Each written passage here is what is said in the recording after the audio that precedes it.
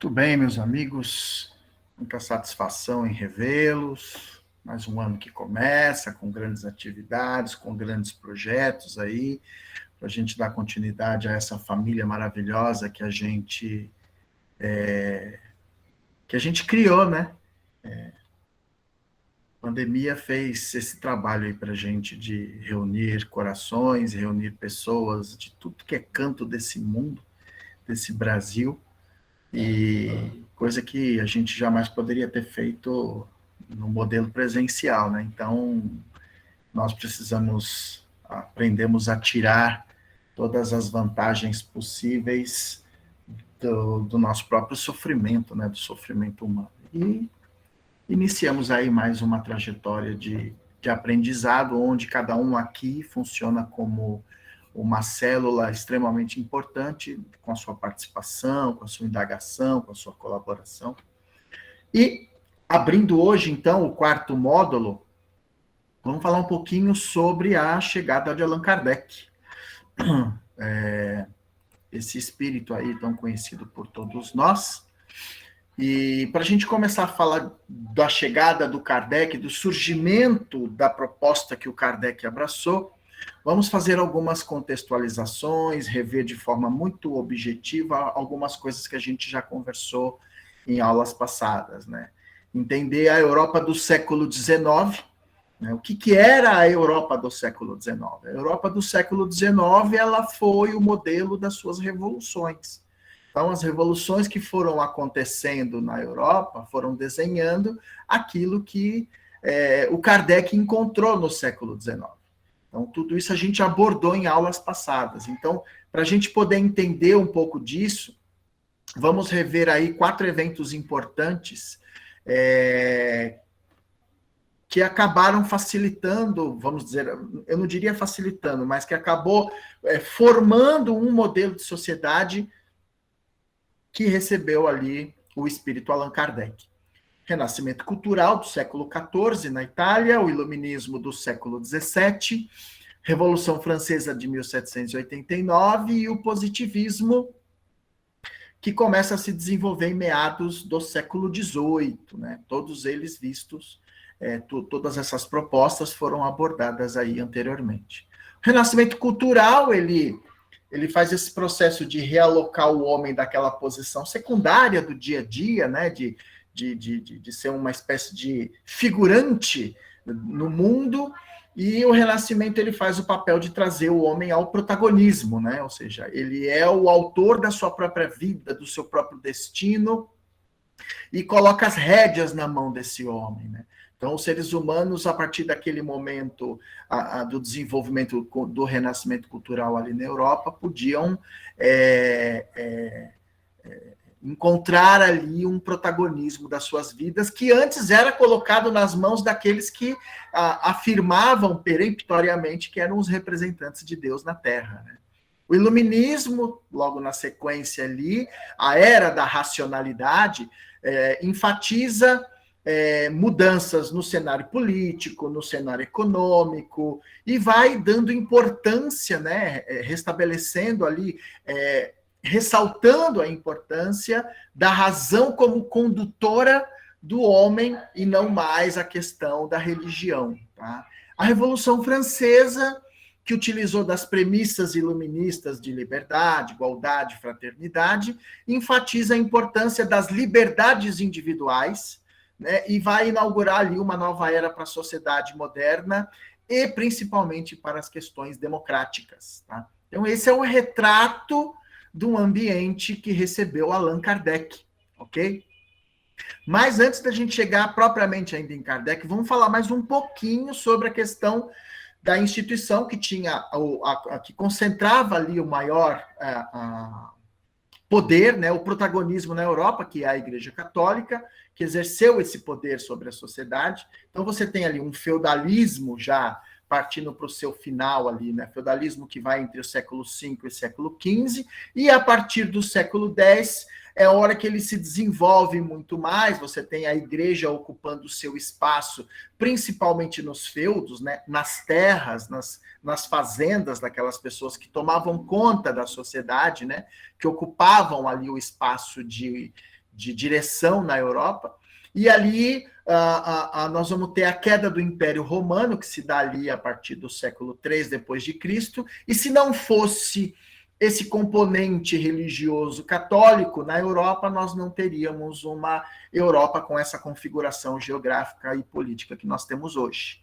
Tá? Então, vamos lembrando novamente que a Idade Média, o poder da Igreja Católica era muito grande. Então, a relação da Igreja e seus fiéis, ela tinha uma moderação. Tá? A Igreja, ela entrou na vida do ser humano na Idade Média de uma forma muito forte. Então, ou seja, se a gente fizer uma análise cronológica desses períodos, nós vamos ver que em todas as fases da vida do homem, a Igreja estava presente. Né? O controle da religião oficial europeia começa a fazer o quê? Começa a rivalizar em cada momento do desenvolvimento humano, e isso vai estreitando o quê? Os laços entre o fiel e o altar. Então, uma das primeiras formas de controle que a gente encontra da própria igreja é por meio do batismo, né? Ou seja, já existe a marca do cristão no momento do nascimento. Lembra que a gente já falou que na Europa da Idade Média, você não tinha opção religiosa. Você tinha que ser católico, né? Se não fosse católico, você tinha problemas dentro da Europa. Na sequência, você tem a crisma, né, que é o reforço, a ratificação do batismo, né, que vai pegar ali da infância e adolescência. Nós temos o processo da consagração, que vai fazer o quê? Vai evidenciar a entrega do cristão, né, a dedicação da sua alma totalmente voltada para as questões religiosas. E a presença da igreja no casamento, né, na cerimônia do casamento, nas bodas. Ou seja, a vida adulta vai ratificar o quê? Os laços familiares e a forma como os preceitos da vida religiosa, eles eram importantes nesse período. Tá? E olha que mesmo assim, nós vamos encontrar, mesmo após o momento da morte, de uma doença, por exemplo, você vê a igreja participando da vida do ser humano, por meio da unção. Lembra que a gente falou que em muitos momentos da Idade Média, em muitas regiões, quando você tinha uma doença, eles não tinham médicos. Quem fazia esse papel era o padre. E a primeira coisa que o padre fazia era o quê? Exorcizar o demônio que estava no corpo das pessoas. Então você tinha muito isso na Europa. Então, a unção já é justamente também esse reforço da igreja na vida do homem, mesmo na hora da doença. E a extrema unção. A extrema unção, que é justamente o momento que eles vão preparar o indivíduo para a morte, né? Ou seja, você já está fazendo com que a pessoa, mesmo diante da morte, continue assumindo um compromisso com a fé cristã.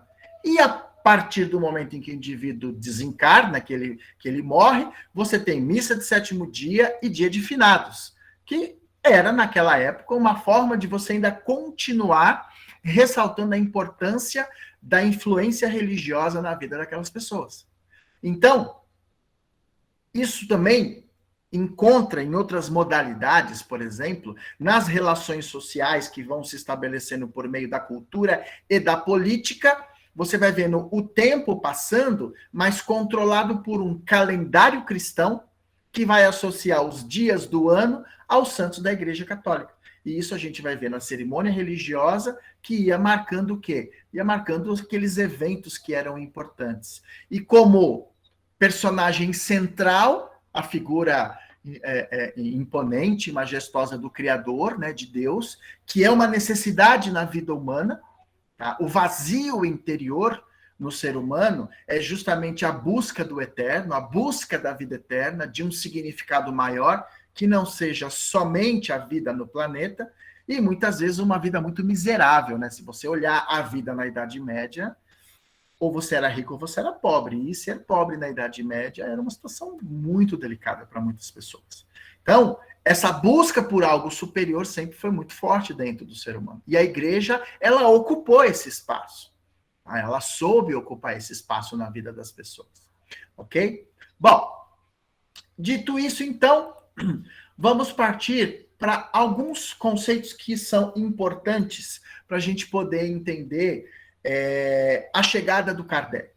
Um evento muito importante que nós só fomos entender muito tempo depois de Kardec, mas os indianos já haviam descoberto isso, é a questão do inconsciente.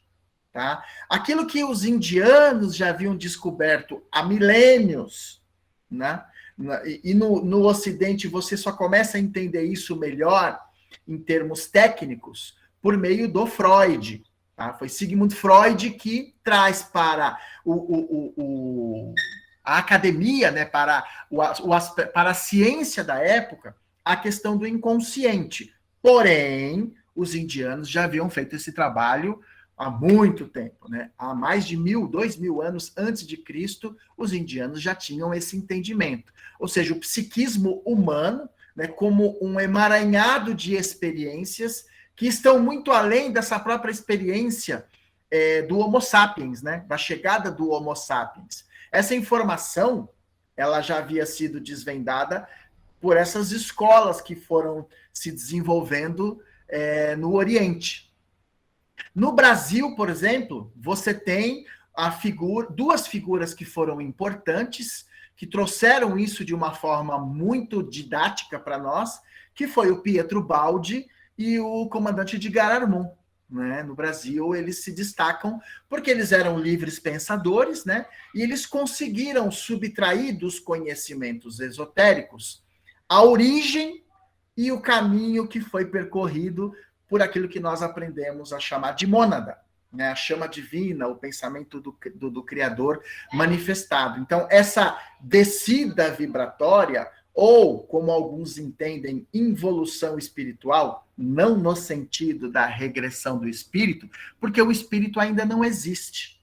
A mônada não é o espírito, a mônada é o espírito primitivo, tá? O espírito puro, criado por Deus, que ela é lançada ao plano da manifestação, com o objetivo de fazer o processo depois que ela adquire toda a experiência no mundo das formas, ela começa o processo de retorno, né? Por isso que a gente fala que nós temos um DNA divino dentro de nós, que é a essência, que é a mônada, que está presente em todos nós, e é ela que vai nos conduzir novamente de retorno ao espírito, ao Criador. Então, esse tipo de conhecimento, ele só era possível para quem fosse iniciado nas escolas de mistério, nos templos iniciáticos do passado.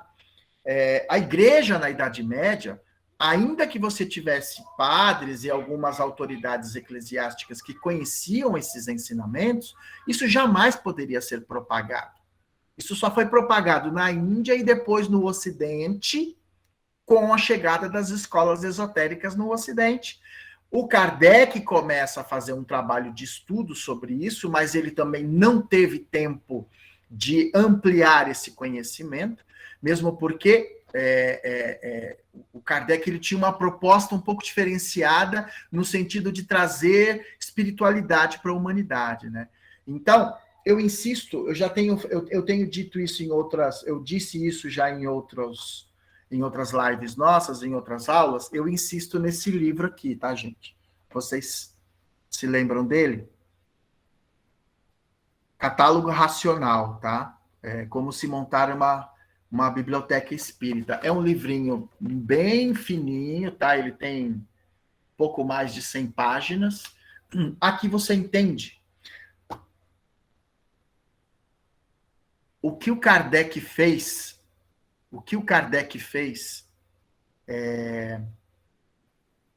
para desenvolver o seu conhecimento. Sabe, nós temos um conceito, às vezes, de achar que o Kardec veio pronto para o trabalho. Tá? O que o Kardec sabia para ele mostrar para a gente o que ele sabia, o que ele conheceu para ele poder fazer o que ele fez. Então, é importante nós termos essa visão. É importante nós termos essa visão. O que Kardec sabia para ele passar para nós aqueles conhecimentos todos? Aonde ele foi buscar? Porque senão a gente fica repetindo coisas do tipo que só o que o Kardec, a única coisa que ele fez foi transcrever o trabalho dos espíritos, e isso não é verdade. Nós já fizemos esse comentário aqui. A gente precisa entender a cabeça do Kardec. Então, se nós queremos entender Kardec, não adianta ficar somente no que o Kardec escreveu. A gente precisa pesquisar o que o Kardec lia, né? O que ele estudava. Por que tudo que ele lia, todas as obras que o Kardec leu, ele não só leu, como ele fez comentários. Ele interpretou. E no catálogo racional, nós vamos ver ali uma sequência de obras de filosofia, de história, de esoterismo que o Kardec estudou. O Kardec lia artigos de jornais e fazia comentários. Ou seja, ele estava conectado com aquilo que se falava na época e ele estava conectado com a cultura mundial. Então ele buscou fontes para estudar, fontes para entender o mundo. Então, o Kardec ele não desenvolveu o espiritismo do nada. Tá bom? Ele não tirou a coisa ali de qualquer... da cartola, não foi uma mágica, os espíritos passaram tudo para ele. Não foi assim que as coisas aconteceram. Né? Então, ele começa o seu trabalho a partir de muita coisa que ele já tinha na cabeça, de muitas informações que ele já tinha. Então, ele fazia esse processo de comparação. A gente só consegue entender fazendo a leitura dessa obra e buscando na Revista Espírita, que são 12 volumes, para a gente poder ver quem era o Kardec. Porque quando a gente se concentra somente nas 5 obras que a gente chama de Pentateuco Kardeciano, nós ainda estamos muito limitados. Porque você consegue ter uma noção de quem era o Kardec como um pesquisador mesmo, quando você vai para a Revista Espírita. Ok? Bom, então, se antes a realidade sobre o mundo espiritual ela era veiculada por meio das escolas esotéricas, que restringiam, por motivos óbvios, o conhecimento, ou se você tinha conhecimento dogmático por meio do catolicismo e do protestantismo, com o advento do espiritismo, aquilo que antes era velado, aquilo que antes estava guardado, contido em templos, escolas iniciáticas, passou a sofrer o quê? Por meio do Kardec, uma releitura e foi popularizado. Portanto, é importante nós entendermos que aquilo que era dogma, ou seja, um artigo de fé inquestionável, com Kardec começa a receber um tratamento lógico, um tratamento que está envolvido dentro da racionalidade kardeciana, né? Aquilo que se cunhou chamar de fé raciocinada. E esse troço de fé raciocinada confunde a cabeça de um monte de gente, né? Acha que fé raciocinada é a gente passar por cima de todo mundo e só aceitar aquilo que pode ser comprovado cientificamente. Isso não é fé raciocinada, isso é ignorância ou é arrogância científica. Isso tem outro nome. Então, com o advento do espiritismo, o homem é o protagonista da sua história, é o senhor do seu destino, e ele vai buscar entender o porquê disso. Ele vai encontrar conhecimentos que possam abrir a sua capacidade de pensar. A reencarnação é um dos temas que acabou sendo popularizado, que você só encontrava dentro de escola esotérica, tá?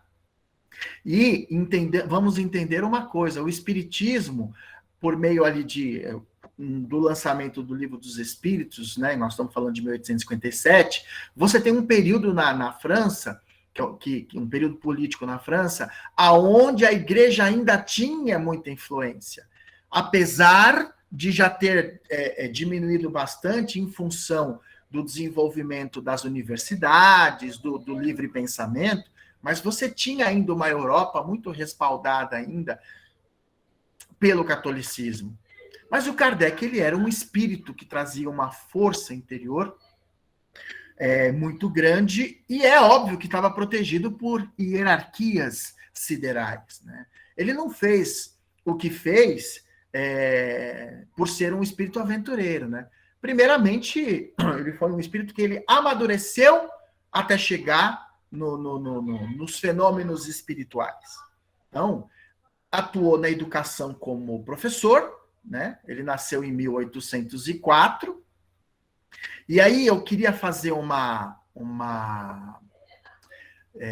comentário muito breve sobre essa questão do Kardec educador, do Rivail, Léon Hippolyte Denisard Rivail, ou Rivail, né?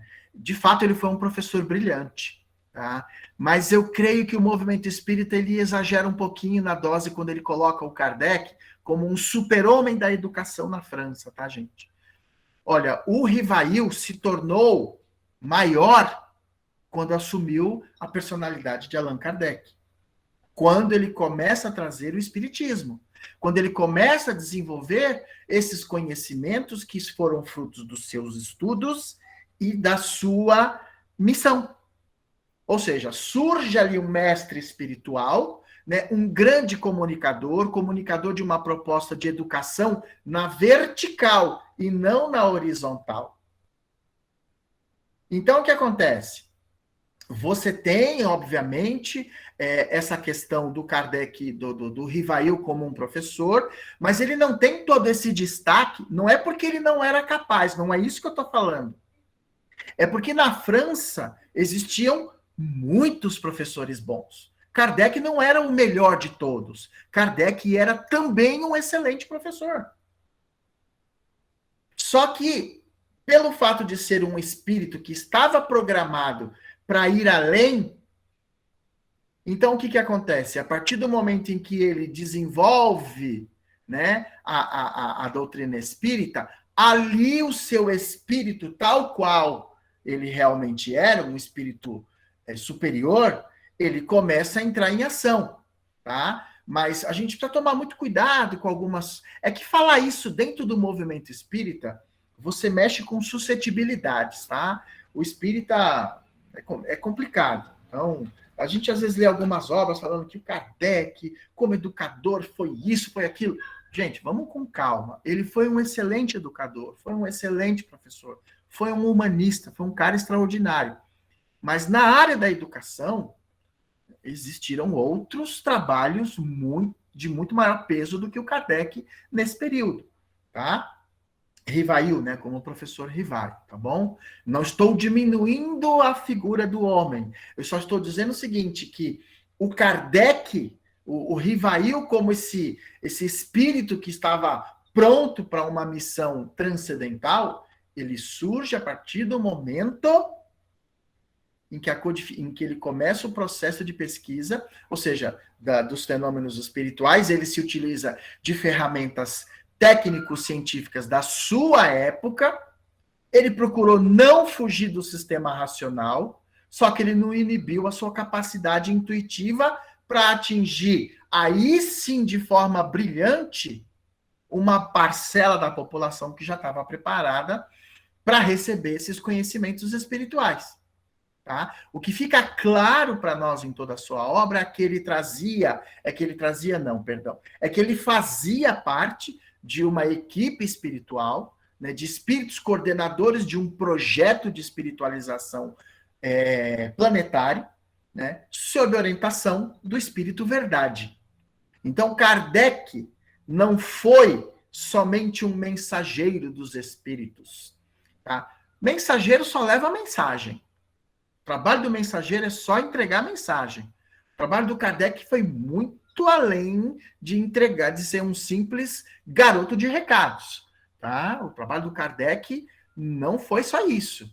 Ok? O trabalho do Kardec era separar o joio do trigo em meio às milhares de mensagens espirituais vindas ali de médiums, que muitos deles, a maioria desses médiums, ele não tinha nem contato. Então, ele ia recebendo esse material. Então, passar tudo isso pelo crivo da razão, estabelecer aquilo que atendia ao seu perfil racional, sem ser castrador e dogmático, Gente, não foi uma missão fácil, tá? Então, ele foi pedagogo, ele foi investigador, ele foi filósofo, ele foi o cientista do espírito, ele foi um religioso e foi um comunicador. Então, aí sim, você tem um personagem de maior relevância que a gente já conheceu no seu período, em termos de investigação, de trazer uma proposta de espiritualização, porque ele teve o tirocínio de entrar em contato com a fenomenologia mediúnica, né? Em primeiro lugar, como um cientista, como um observador, né? Porque isso fazia parte da sua formação intelectual. Kardec era um homem do seu tempo. Isso fica muito claro quando ele foi convidado ali para acompanhar as mesas girantes, né? Que o pessoal falou, olha, as mesas estão respondendo as coisas e tal, a indagações, e de pronto ele já falou, olha, só acreditaria que uma mesa respondesse a questionamentos intelectuais se ela tivesse um cérebro. Não é o caso, né? E mesmo porque, gente, vamos combinar, né? O professor Rivail, ele não seria ridicularizado pelo embuste, pelas fraudes que já eram comuns naquela época, tá? Essas fraudes espirituais já eram muito comuns, né? Picareta a gente teve em qualquer época da humanidade. E a França do século XIX tinha muito. Então, eu queria apontar aqui, para a gente dar sequência ao nosso bate-papo, a 2 pontos específicos que eu escolhi. Foi uma escolha, tá? Porque se você for mostrar 2 pontos específicos importantes do trabalho do Kardec, a gente vai ficar aqui uma eternidade. Então, eu escolhi 2 específicos para a gente conversar um pouquinho hoje. Leandro, temos alguma coisa aí? Já dá para...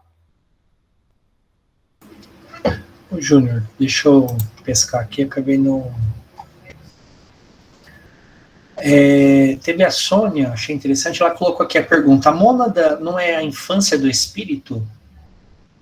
Sim, se você levar em consideração, veja bem, o espírito nós não sabemos quando ele foi criado. Essa transição que a gente fala do ser autoconsciente, nós não sabemos em que momento ela surge. O Emmanuel fala que, eu acho que, se eu não me engano, é Emmanuel que fala que isso se dá no mundo espiritual, né? Aqui na Terra, aqui nas pesquisas da ciência, da antropologia, da pré-história, enfim, de todas essas pesquisas, nós não temos ainda o ser intermediário, né? Dos reinos inferiores para o Homo sapiens, para o ser humano mesmo, inteligente, autoconsciente. A gente ainda não tem essa informação. Não existem fósseis para isso. Então, por isso que ainda trabalha muito com teoria. Então, a mônada, a gente vai dizer... O Armand fala isso. Ele fala que a mônada ele é o espírito primitivo, mas não é o ser autoconsciente ainda. É o princípio inteligente do universo, da questão 23 do Livro dos Espíritos. Mas não é o espírito ainda autoconsciente. Eu penso, logo existo. Tem uma outra colocação aqui da Sônia, que ela pergunta, né? Kardec não foi sacerdote druida em uma encarnação pregressa? Sim. Allan Kardec. Como sacerdote druida, ele se chamava Allan Kardec. Tá bom? Só isso? Só isso. Tá, então vamos lá. Bom, para a gente poder dar continuidade aqui, então, eu acho que 2 pontos são interessantes da gente conversar, que são pontos em que o Kardec se debruçou ali e, olha, só esses 2 pontos já garantia a Kardec uma medalha de honra, tá? Que é a questão do médium e do mundo espiritual. O médium como um ser humano, com todas as suas características humanas, com suas condições morais, psicológicas, intelectuais, porém, uma janela aberta para o mundo espiritual. Que, em alguns casos, isso pode ser um agravante, dependendo das condições morais. Isso pode ser um agravante, essa janela aberta para o mundo espiritual. E o mundo espiritual que não é visto, não é percebido por todos, tido por muitos na conta de fantasia, né? Pelo menos pela ciência, positivista da época, não mudou muita coisa em alguns pontos hoje, tá? Em algumas linhas de pensamento, há uma interpretação muito fantasiosa, inconsistente sobre o que é espiritualidade, o mundo espiritual, algumas coisas meio fantasiosas.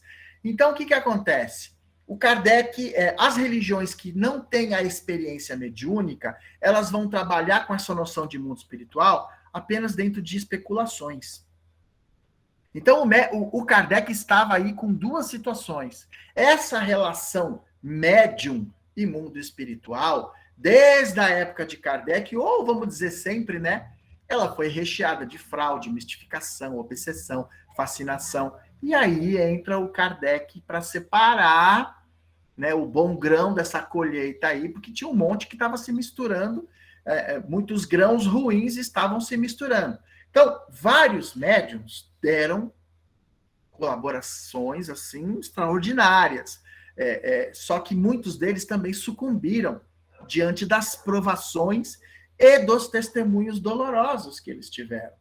Alguns chegaram até a negar tudo aquilo que fizeram como médiums, afirmando até que aquilo ali era uma fraude, que era um embuste. Até hoje a gente tem isso no movimento. Isso nunca foi uma novidade. Se vocês pegarem a história das irmãs Fox, por exemplo, uma delas, ela tinha problema com álcool. E entrou num processo extremamente doloroso na vida. E acabou sofrendo, ficando em dificuldades financeiras. E um jornal da época ofereceu dinheiro a ela para ela desmentir tudo aquilo que ela fazia. E ela desmentiu. Então, veja bem, esse tipo de situação ocorre. Sempre ocorreu. Quem aqui se lembra de uma pessoa chamada Irineu Gasparetto? Alguém sabe de quem eu estou falando?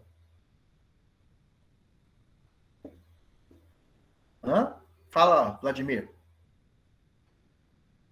Acredito que você fala do Gasparetto, que foi um grande médium, era capaz de fazer grandes pinturas, mas no meu ver se desviou um pouco, né? A tentação do médium é difícil. Não estou falando do Luiz Antônio Gasparetto. Estou falando do Irineu Gasparetto. Sim, Júnior. Ele fazia apresentação de shows. Eu cheguei a ver aqui no ABC. Isso. O Irineu Gasparetto, ele é o irmão do Luiz Antônio Gasparetto. É o outro filho da Zíbia. Ele trabalha mais na área mediúnica, na área musical, como disse a Cleide. A gente assistiu aqui também, no Clube Atlético da Penha, uma apresentação dele. É um negócio fenomenal.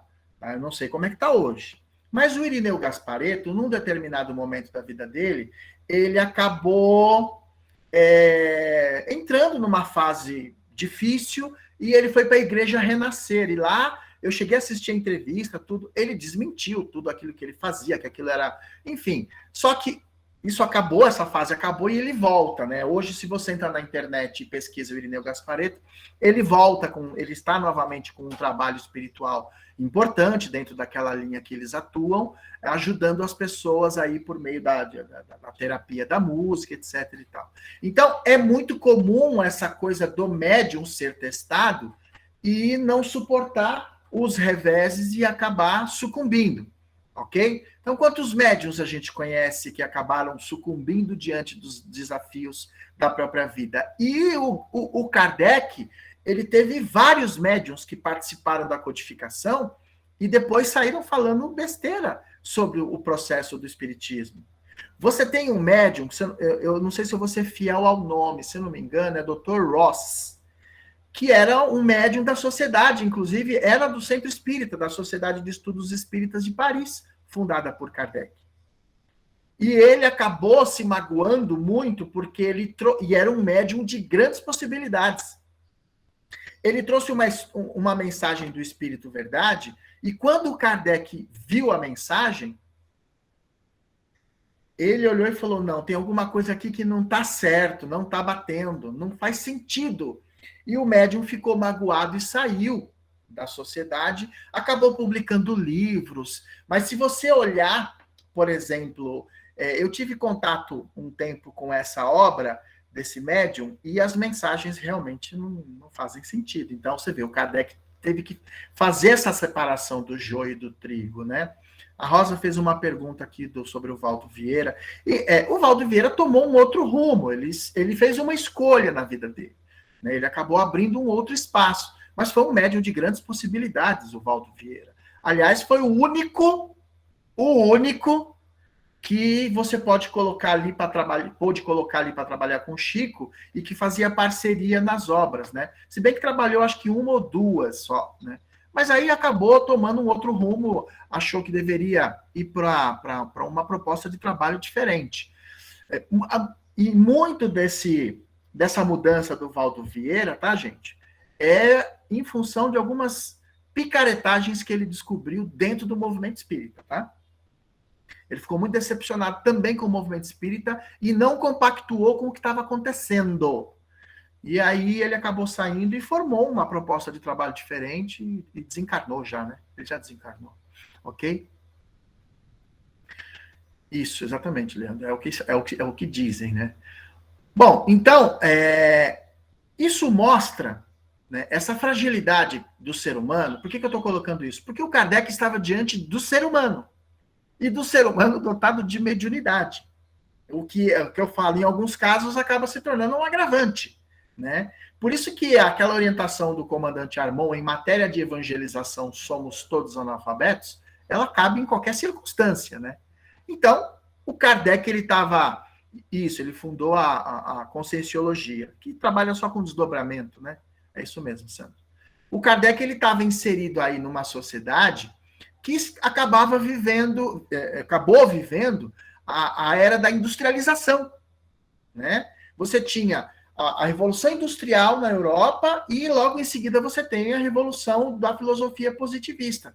Ou seja, duas fontes de alimentação do materialismo, que veio como? Por meio do consumismo e da ciência materialista. O que acontece é que o Kardec tinha uma visão muito ampla das coisas, tá? Ele não estava inserido nessa onda de ceticismo cruel e debochado do materialismo que existia na época. E muito menos ele não estava do outro lado da empolgação salvacionista de muitos pregadores espiritualistas da época. Então, o que acontece? Ele estava no meio, né? Como diz o budismo, ele estava ali no caminho do meio, encontrando ali o equilíbrio das coisas. E por isso que ele vê na fenomenologia mediúnica o divisor de águas no campo da filosofia e da própria ciência. Questões muito conhecidas por todos nós até hoje. Quem somos? De onde viemos? Para onde vamos? Eram questões que dividiam e continuam dividindo opiniões até hoje.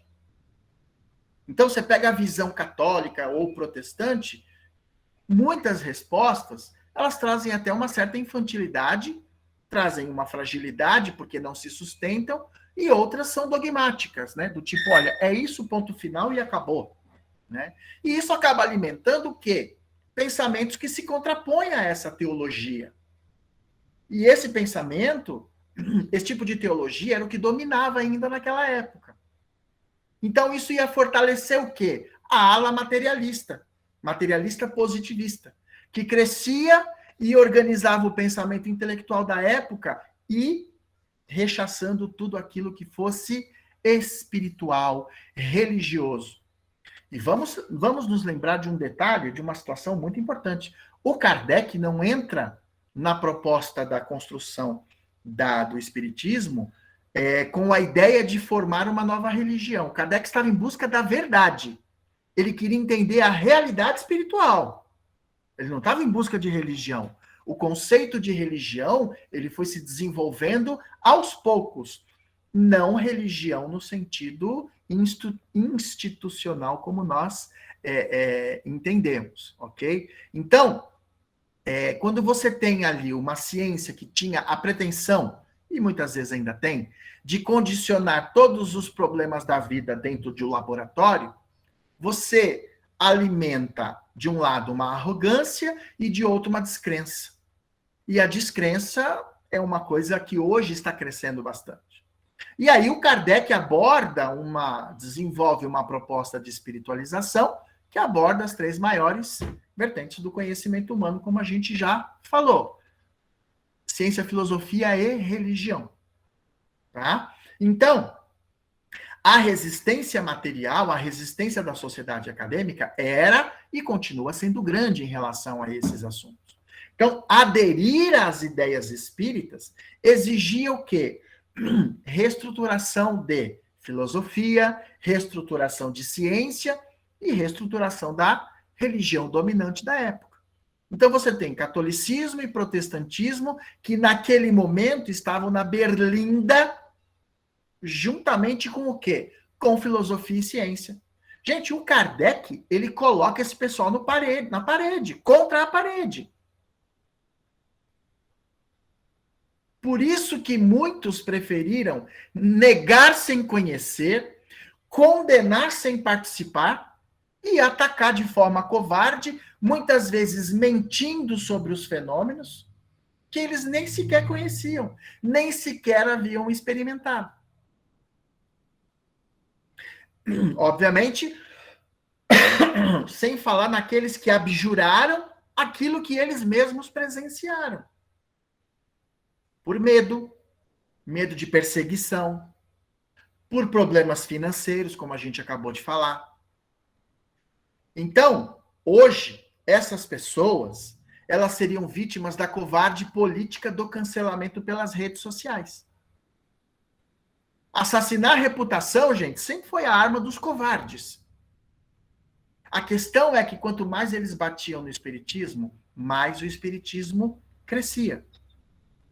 A ponto de nós chegarmos um momento em que, na Espanha, queimaram 300 obras, 300 volumes das obras do Kardec em praça pública em Barcelona, que é o Auto de Fé de Barcelona. Foi em 9 de outubro de 1861. Auto de Fé, gente, é uma cerimônia pública da igreja, onde eles liam as sentenças do Tribunal da Inquisição. Ou seja, é uma punição por aquilo que contraria os ideais da igreja. Durante o período da Inquisição, o que funcionava era excomunhão ou morte na fogueira. Só que, veja bem, queimar as obras do Kardec em praça pública foi a maior propaganda que a Igreja Católica fez em favor do espiritismo. A Inquisição, ela dura por volta de 400 anos, tá? Na versão medieval, que vai do século XIII até o século... entre o século XIII e XIV, ela tinha penas mais brandas, tá? A Inquisição medieval, era mais você excomungar as pessoas, que já era um negócio muito sério, tá, gente? Você ser excomungado pela igreja, você era ridicularizado em praça pública e a região toda que era comandada pela igreja virava as costas para você. Isso já era uma punição terrível. Você era desprezado, as pessoas não podiam te ajudar. Por quê? Porque você estava fora da graça.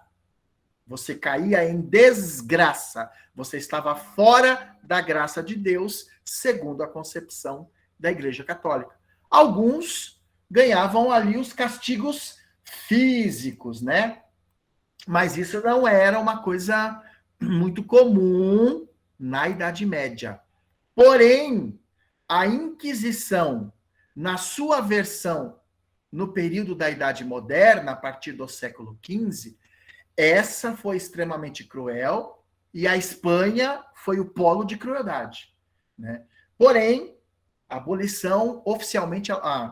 Perdão, a abolição não. A Inquisição oficialmente acaba em 1834. Veja bem, nós estamos falando de 1834. O Kardec teve as suas obras queimadas em 1861. Na Revista Espírita, de 1861, ele lança um artigo dizendo que tinha o título Resquícios da Idade Média. Ou seja, ainda havia uma resistência. Mas Ele até pensou em processar, em ver com os advogados e tal, e os espíritos disseram para ele, não faça nada, deixa eles fazerem tudo isso, vai ser a maior propaganda que o espiritismo vai receber. E, de fato, o foi. Quanto mais você fala de uma coisa, mais as pessoas são curiosas para conhecer. E aqueles que entram no espírito da coisa, absorvem. Então, é uma propaganda. Então, veja que, mesmo na época de Kardec, a cretinice da imprensa suja, ideológica, já estava presente. E eles sapatearam bastante, tá, em cima do espiritismo. Mesmo a imprensa que tinha a igreja como inimiga. Sabe aquela história? O inimigo do meu inimigo vira meu amigo? Que é muito do que está acontecendo hoje. Era a mesma coisa. Então, essa imprensa zombeteira achava que o espiritismo estava só no fenômeno das mesas girantes. Ou seja, não queriam saber o que era verdade, e quando sabiam, ignoravam. Por quê? Porque é mais gostoso bater. Vende mais jornal, né? É mais gostoso ser descolado nesse aspecto. Ok? Leandro, alguma coisa aí?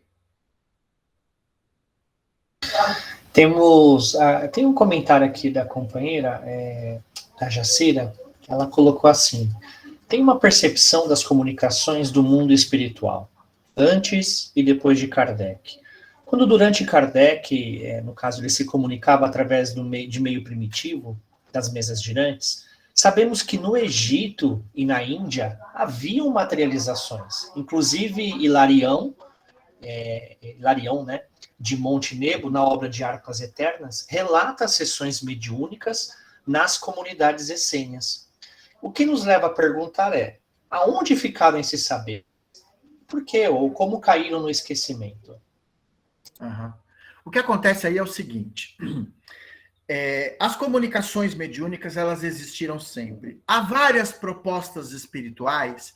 Se você estuda a religião e vai buscar manifestações de religião, de espiritualidade, vou dizer, nem de religião, de espiritualidade nos povos, você encontra coisas fantásticas no Egito, na Mesopotâmia.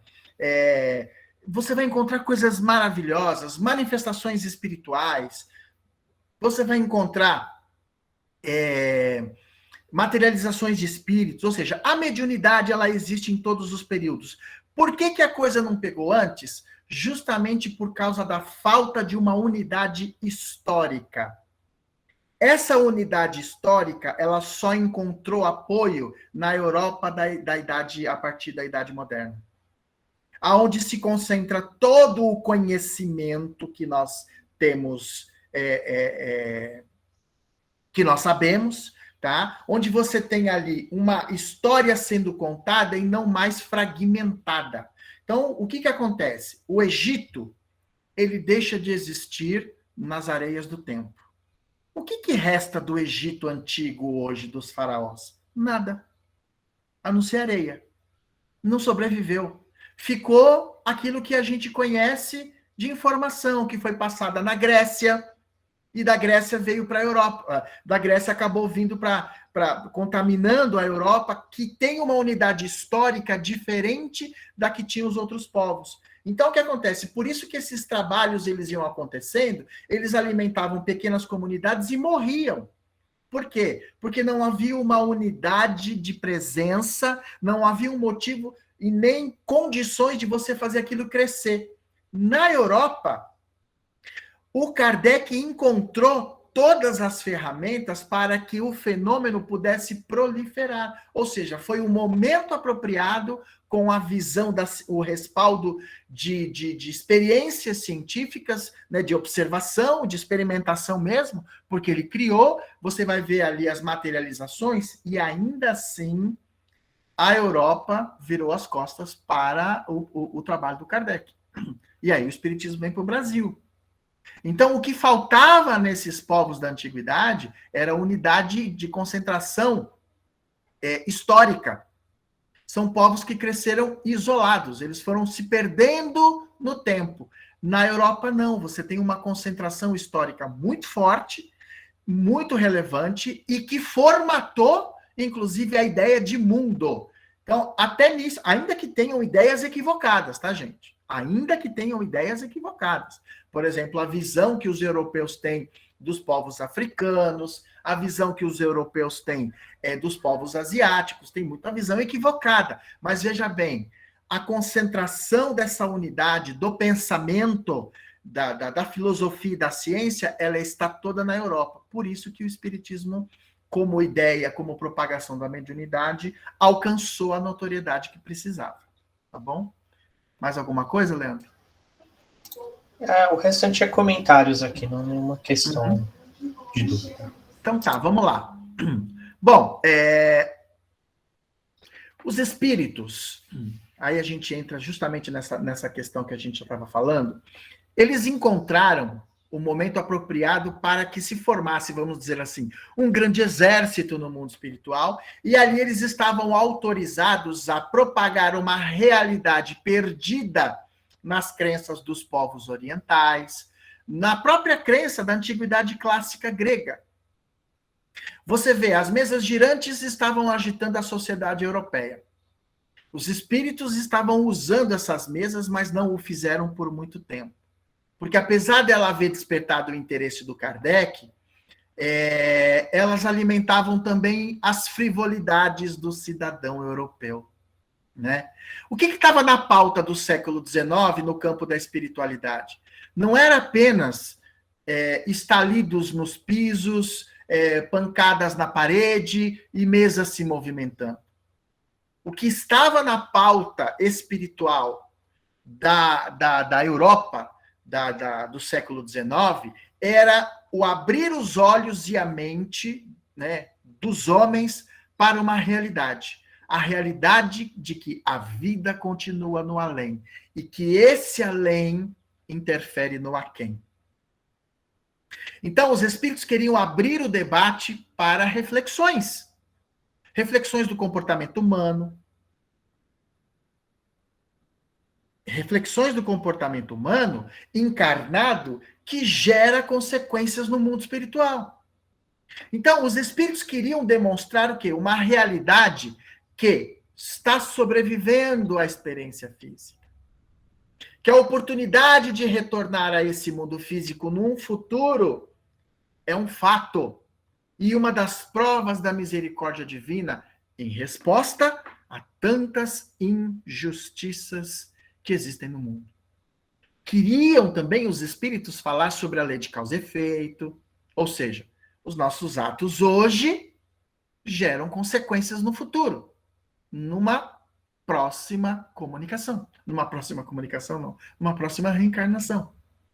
Então, veja bem que isso vai construindo o quê? Os postulados da doutrina espírita, que estão em cima de lógica, de razão.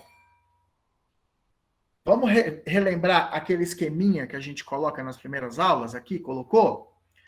O que é razão? Razão é aquilo que tem lógica. O que é uma coisa que tem lógica? É aquilo que faz sentido.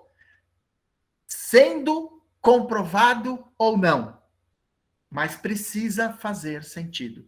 E essa era a ideia dos espíritos. Fazer com que as manifestações do mundo espiritual, as respostas que eles estavam dando aos encarnados, obedecessem ao bom senso, obedecessem a uma lógica, a uma racionalidade. Então, eles estavam, os espíritos, falando ao homem do século XIX, que tinha conhecimento, tá? Que tinha condições de entender isso. Óbvio que nós não descartamos o jogo de interesses de uma sociedade consumida pelo materialismo. Só que eles conseguiram alimentar as almas mais sensíveis, que estavam aptas e ansiosas por novas revelações. Revelações dessa realidade transcendental que já estava ali no coração. Gente, houve um planejamento reencarnatório não só do Kardec, não só de Kardec. Pessoas-chave foram sendo colocadas em pontos específicos. O plano espiritual não fez nada aleatório. Reencarna fulano aqui, ali, ali, ali, ali, um grupinho específico aqui, um grupo de pessoas específicos ali, e põe o Kardec ali. Ponto. Ali você abriu o quê? Se estabeleceu uma rede. E olha que ele nem tinha internet naquela época, hein? Mas se estabeleceu uma rede. Tá bom? Bom, qual foi a forma de organizar as ideias do Kardec? Kardec se baseou em cima de um filósofo chamado Hegel, né? A gente chama de filosofia hegeliana, que diz o seguinte: a forma de concepção do pensamento, de elaboração das ideias, deve obedecer à premissa de tese, antítese e síntese. Livro dos Espíritos. Toda vez que a gente faz essa pergunta, todo mundo vai na resposta Livro dos Espíritos. Qual é o livro base da doutrina espírita? Ah, o Livro dos Espíritos. Não, não. O livro base do Espiritismo são as 5 obras do Kardec, os 12 volumes da Revista Espírita, o que é o Espiritismo, o Principiante Espírita, o Catálogo Racional. Isso é a obra, é a base da doutrina espírita. Livro dos Espíritos é um livro de tese, antítese e síntese. Os espíritos propuseram ideias, tá? Os espíritos propuseram ideias, temas que foram elaborados junto com Kardec, por meio de textos, e a maioria deles em forma de perguntas e respostas, ok? Dialética.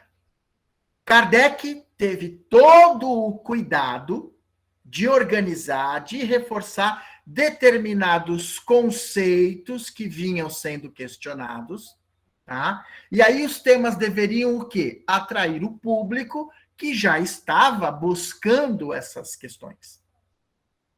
Todos, logicamente, focados na elucidação da existência humana, a sua experiência, o seu papel em sociedade. Então, para cada questão elaborada, você tem uma resposta que, apesar de lógica, ela encontra no Kardec alguns senões provocativos. Ou seja, os espíritos davam uma resposta, uma tese. O Kardec vinha com um senão provocativo, ele fazia uma provocação em cima daquela pergunta, é uma antítese, ou uma antitese. Mas por que ele fazia isso? Porque ele queria extrair o máximo de respostas que atendessem à razão e à lógica de um pesquisador como ele. Se ele não estava convencido, ele deixava muito claro. Ou ele não publicava, ou ele deixava claro que, embora aquilo fizesse sentido, ele achava que ainda precisava ter mais razões ali, existir mais elementos para compor a questão. Ele fez isso em algum ponto da codificação? Fez. Já dei o exemplo aqui para vocês. Olhem lá no livro dos médiuns, Mediunidade nos Animais. É um negócio que até hoje tem uma grande interrogação. E o Kardec deixa claro, e foi Erasto que respondeu para ele. Erasto era um dos orientadores da codificação. Mas, para vocês verem que o grau de importância do Kardec, que não era um simples mensageiro, ele era um componente da equipe, só que era o componente que falou, eu desço e faço o trabalho. Vocês aí em cima me dão suporte, eu desço. Então ele não era um simples mensageiro. Ele questiona o Erasto. Dá uma procurada lá para vocês verem, Mediunidade nos Animais, no livro dos médiuns. Quando vocês terminarem, é um capítulo muito curtinho. Vocês vão terminar de ler o capítulo, vocês vão ver lá o Kardec dizendo assim, olha, ainda não estou convencido. Essa é o resumo do capítulo. Eu não estou convencido disso ainda. Ele simplesmente não aceita de total ali a orientação. Então, quando ele se dá por satisfeito com as respostas, o que ele faz? Ele publica. Então você vê essa filosofia hegeliana de tese, antítese, síntese, mas de uma forma equilibrada, sabe? Você não questiona por questionar. Você questiona porque você quer extrair mais. A gente vê muito isso em sala de aula com o aluno. Quando você vê você sente, quem é professor aqui sabe o que eu estou falando. E até quem é dirigente de escola, de aprendizes ou expositor, sabe o que eu estou falando. Tem aluno que você é perceptível que ele está te perguntando porque ele quer, sabe, que aquilo o alimente mais ainda. E tem aluno que faz de forma irônica, né? Quer te colocar contra a parede, quer derrubar o seu argumento. Então, o Kardec, quando ele fazia um questionamento, e o movimento espírita nem sempre obedeceu essa lógica do Kardec, tá? Nem sempre. Até hoje, você ainda encontra alguns vagidos desses posicionamentos de pessoas extremamente arrogantes que já se arvoram aí detentores da verdade, inclusive colocando coisas na boca do Kardec do tipo, Kardec jamais aceitaria tal coisa. Aí você olha e fala, como é que você sabe? Como é que você sabe? Você perguntou isso para ele? Como assim Kardec jamais aceitaria? Então, a gente precisa tomar um pouco de cuidado, né?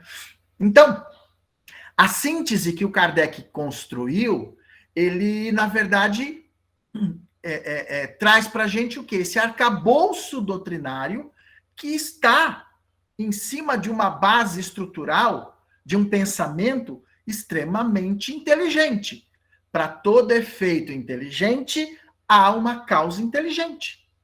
E essa causa o Kardec foi buscar. Mesa não tem cérebro para dar resposta. Então, a estrutura doutrinária que o Kardec propõe, né, ele e os espíritos, ela estava fundamentada, muito bem fundamentada, como continua sendo, e abalou todo o edifício filosófico, científico e religioso da Europa. Porque você passa a confrontar a ciência com fatos, a filosofia ela é extremamente fundamentada na experiência mediúnica, nas vivências do além-túmulo, e você vê a religião sendo obrigada a rever suas teorias, seus conceitos e dogmas. Então você vê surgir esse Kardec observador, esse espírito humano, que tinha um componente muito forte de encontrar a verdade.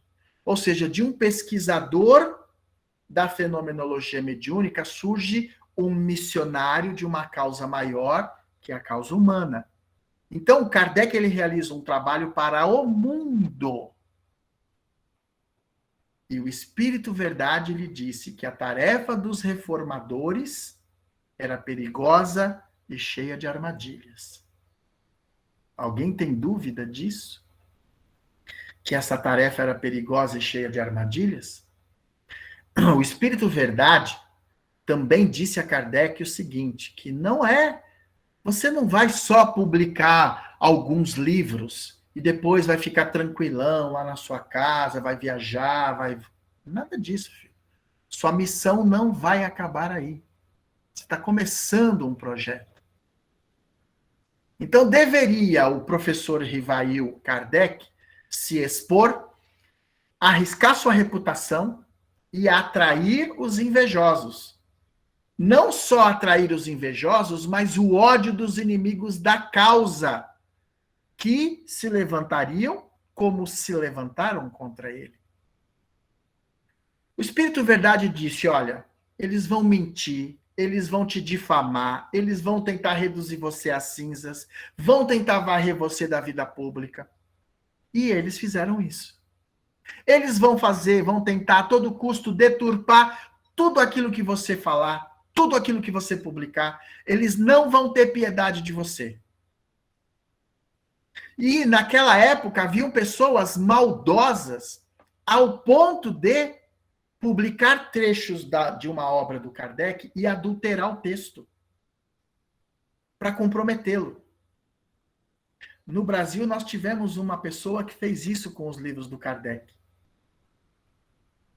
De forma covarde, é óbvio, que foi o Padre Quevedo. Quem se lembra do Padre Quevedo?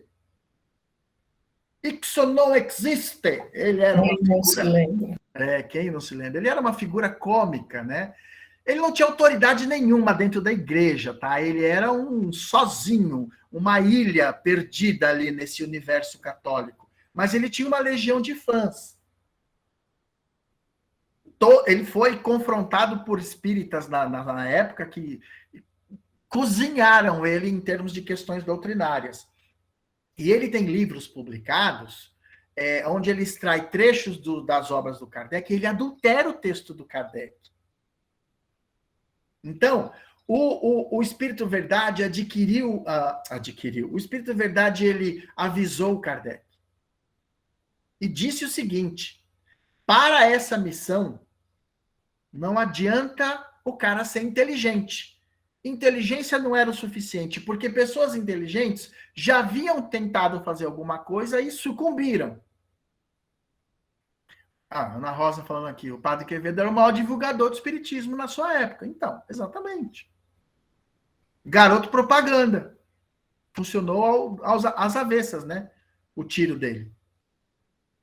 Então, quando o Espírito Verdade fala para o Kardec, olha, você precisa muito mais do que inteligência para sobreviver a tudo isso.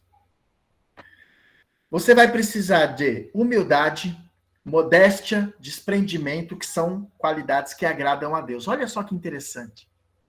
Agradar a Deus está em primeiro plano. Veja que o Espírito Verdade já estava colocando uma condição. Conexão com o Pai primeiro, tá? Então, o que foi exigido do Kardec? Inteligência, coragem, perseverança, firmeza inabalável, humildade, modéstia e desprendimento. Só isso. Somente isso. É o básico, né? Que todo mundo aqui tem. Todos nós temos. O mais curioso é que essas qualidades surgiram também, anos mais tarde, num famoso médium aqui no Brasil, chamado Chico Xavier. Então, o Espírito Verdade, ainda para chegar para o Kardec e deixar ele assim, e para garantir deixar você bem estimulado, vou lhe dizer outra coisa. Vês que a tua missão está subordinada a condições que dependem de ti. Ai, que coisa maravilhosa. Não vou te dar, olha só, não vou te dar inteligência, não vou te dar coragem, não vou te dar perseverança, não vou te dar humildade. É você que tem que ter isso, não eu. Ou seja, são conquistas do espírito. E olha que essas informações a gente só foi descobrir isso no Obras Póstumas, tá? Porque o Kardec guardava essas coisas. Ele não gostava desse tipo de propaganda. E aí você vai ver que após a publicação da Gênese, né, de todo o material dele, que acaba ali com o livro A Gênese, a repercussão do Kardec começa a ser mensurada a partir disso. E aí começa a atingir dimensões impressionantes aí que estão dentro da estrutura social e psicológica, né, e existencial do próprio homem. Então o Kardec, ele resgata em uma sociedade positivista, né, nós diríamos uma sociedade milenarmente conhecida pela sua orientação materialista, ok?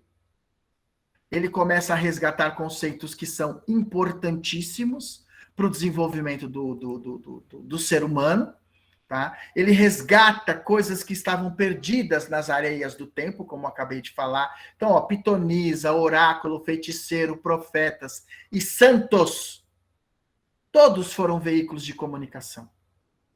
As práticas estavam sendo disseminadas em vários pontos, inclusive até os últimos momentos da Idade Média. Só que esses fenômenos, como eu falei, eu quero reforçar, eles eram regionais. Tá? Eles alimentaram grupos sociais específicos, mas não encontraram uma unidade histórica que pudesse oferecer um controle e estudo. Esse controle e estudo só foi possível na Europa do século XIX. Por isso os fenômenos eram dispersos. Se você olhar na história da humanidade, ninguém teve essa curiosidade de pegar o fenômeno mediúnico, as experiências, e fazer um estudo e padronizar e metodizar alguma coisa. Por quê? Porque não havia uma unidade nem interesse dessas sociedades. A Europa do século XIX, você vai encontrar essa concentração. Qual era o propósito? Chamar a atenção das pessoas. Então você tem uma logística espiritual extremamente organizada. Então o professor Rivail, ele deveria ser levado ao conhecimento desses fatos. Ele deveria ser despertar dentro dele a curiosidade para estudar. Claro que se ele não fizesse isso, o outro faria. O Espírito Verdade deixa isso muito claro. Muito provavelmente seria o Leon Denis. Só que, espíritos do quilate de um Kardec, missão dada é missão cumprida. Então você percebe que teve uma programação do alto.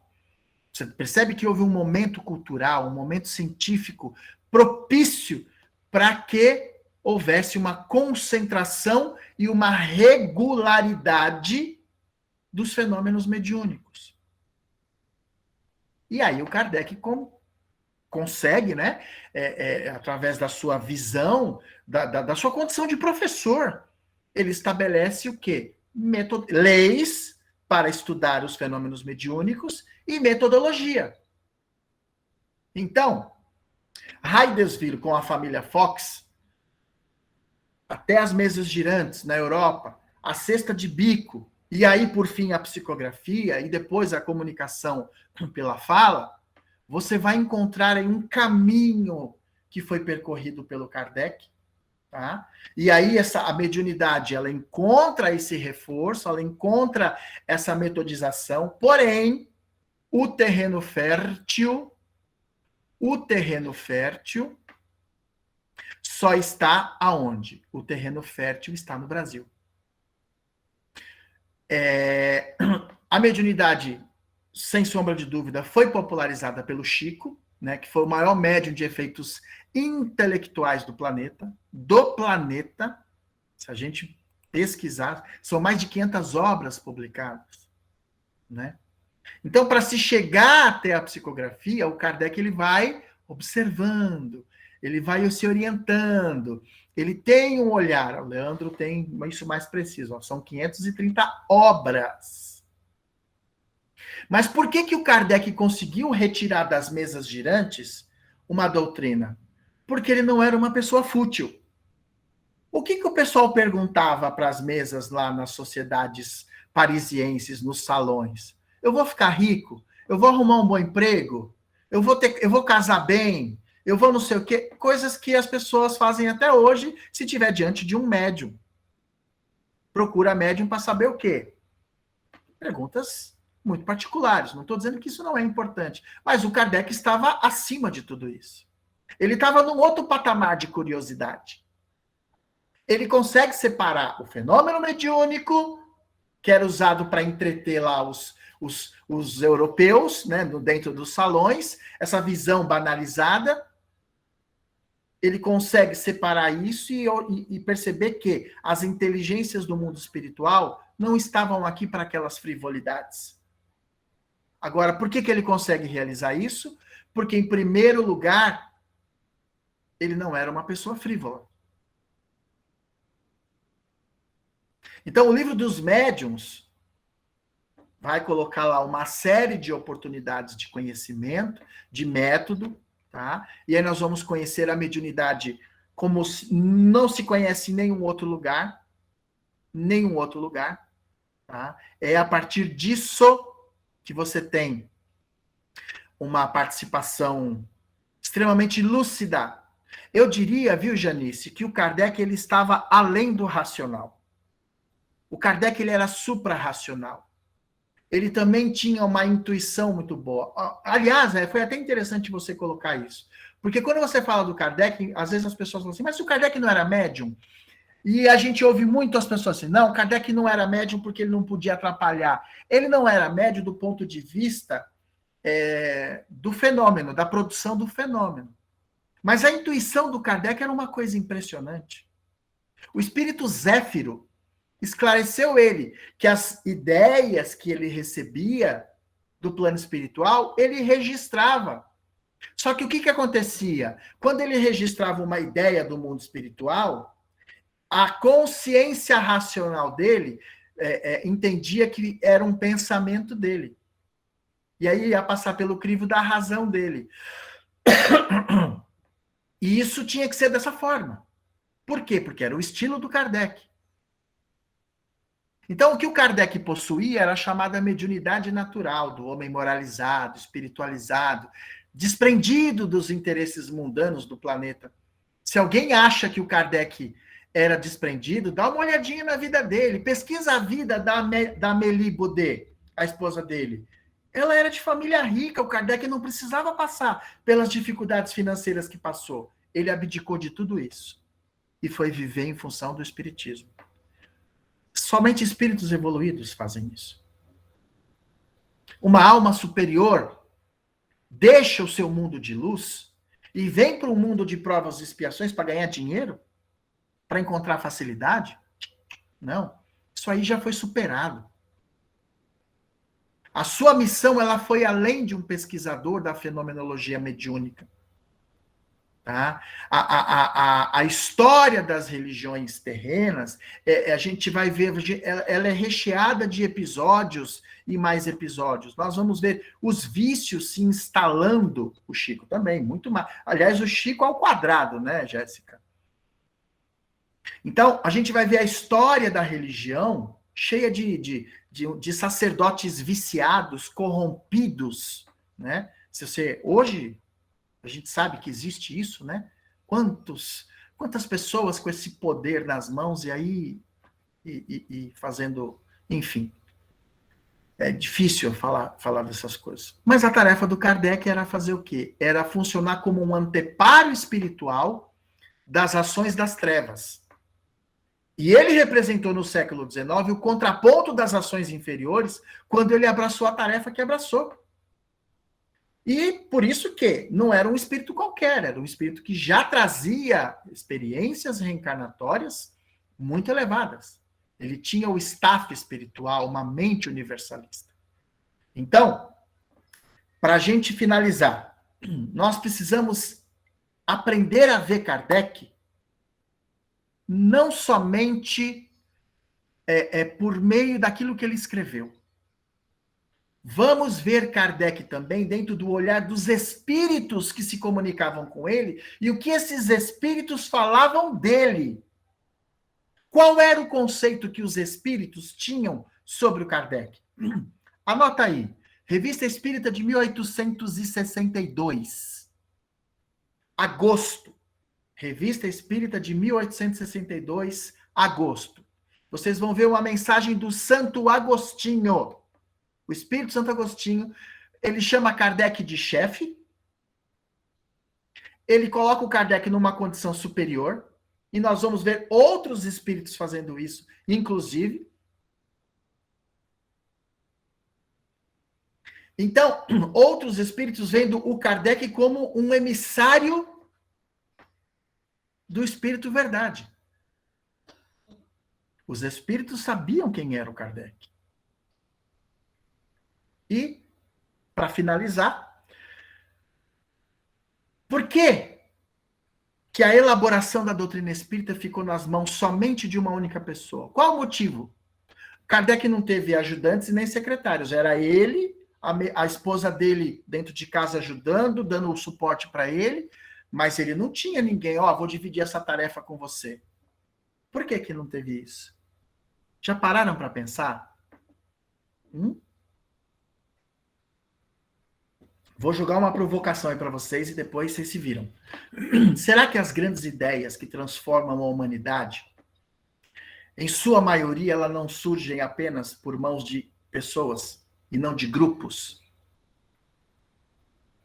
Quando elas são direcionadas por uma pessoa, ela tem uma consistência maior. Então, a unidade, ou melhor, a unificação do conhecimento em mundos como o nosso de provas e expiações, ela só é possível na consciência do indivíduo e não da coletividade. Porque aí cada um tem uma ideia diferente na composição. Porque um grupo ele é composto por pessoas que têm linhas de pensamentos diferentes. E aí demora mais para você realizar um trabalho. Quem vive em grupo, não estou dizendo que não é importante, que hoje a gente não tem que fazer isso. Tem que fazer, tem que viver em grupo. Mas em grupo você tem mais dificuldade de concentrar as ideias. Por quê? Porque as pessoas estão em situações diferentes, intelectual, moral, espiritual. Então, se a doutrina espírita estivesse nas mãos de um grupo, ela jamais teria ficado pronta no momento em que ela ficou pronta. Que é o momento um pouco que antecede a Guerra Franco-Prussiana. Porque os debates seriam intermináveis, os pontos de vista seriam muitos. E mesmo entre Kardec, entre os contemporâneos de Kardec, nós vamos ver uma série de divergências. Olha o discurso do Camille Flammarion no enterro do Kardec. O Camille Flammarion dá uma cutucada no Kardec ali. O que mais se aproximava do seu pensamento de fato era o Leon Denis. Isso é um fato. Leon Denis era o que mais estava... Mas mesmo assim, o próprio Leon Denis você vai encontrar linhas de pensamento. Isso acrescenta? Muito, é lógico. O que acrescenta é a diferença.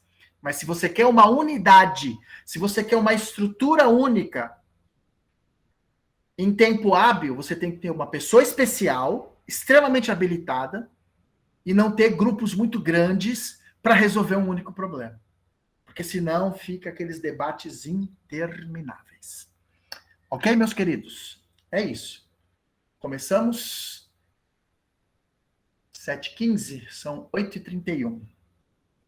Temos alguma coisa aí, Leandro? Só algumas... A Rosa só perguntou se algumas obras do Chico também foram adulteradas. Sim, estamos vivendo esse problema ultimamente, né? As pessoas... Sabe o que eu acho muito curioso? É que assim, ninguém pega uma obra do Platão, do Sócrates, vou atualizar a obra do Sócrates. Essa palavra aqui tá... Não, isso aqui não se usa mais, vou colocar outra coisa. Isso é um crime que você faz, né? E estão fazendo isso com as obras do Chico, infelizmente. Bom... Kardec era racional, então... Só confirmando o nome do livro, O Exemplo Cristão nas Grandes Almas, é isso? Que livro? Acho que alguém perguntou o nome do livro, mas não, é uma frase que o José deixou, eu aqui achei que era um livro. Alguém perguntou o nome do livro que você falou aí. O livro é o Catálogo Racional. Bom, foi esse mesmo, então. Eu vou colocar no grupo de novo. Eu já tinha colocado, mas eu coloco de novo, tá? Catálogo Racional. Essa edição é da Madras, tá? É muito gostoso, é muito interessante de ler. Você vai entender o que Kardec foi buscar, né? Para debater, para poder conversar. É muito legal isso. Ok? É isso. Encerramos então, meus queridos. Muito bom revê-los. Sábado que vem estamos novamente aí no mesmo bate-horário e no mesmo bate-canal. Lembrando que não pode ter falta. Tá? Toda vez que a gente fecha um módulo é assim. Faltou uma aula, não pode vir na outra. Aí tem que esperar o outro módulo novamente. Beleza?